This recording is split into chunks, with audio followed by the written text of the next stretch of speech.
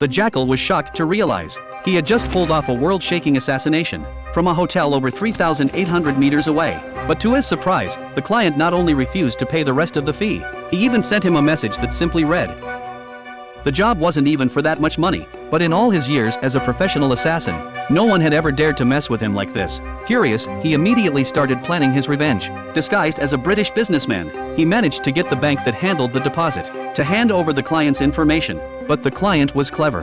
The payment had been sent through a small company called Haralini. That didn't slow the Jackal down. Following the trail step by step, he eventually tracked the payment back to its parent company, the Auto Foundation.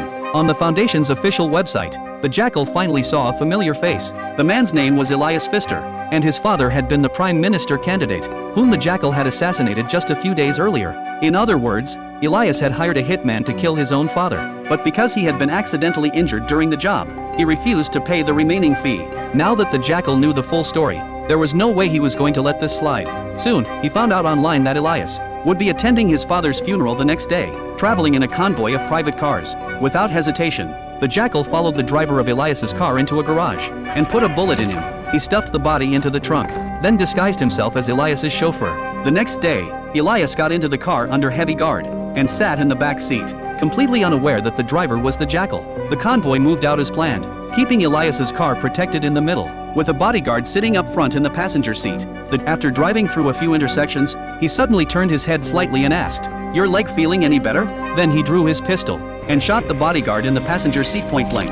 He slammed the gas pedal and broke away from the convoy. Elias panicked and tried to jump out of the moving car, but it was useless. Instead, he grabbed his phone and called the head of security for help. The Jackal didn't even try to stop him, because he knew Elias was a dead man walking. He made a hard turn, swerving into the maze of narrow city streets. The convoy tried to keep up, but the Jackal had already set up multiple obstacles that slowed them down.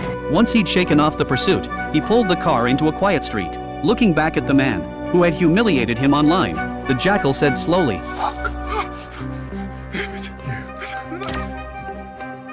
Then he calmly changed his clothes, set a time bomb in the car, and disappeared without a trace. By the time the security team caught up, it was too late.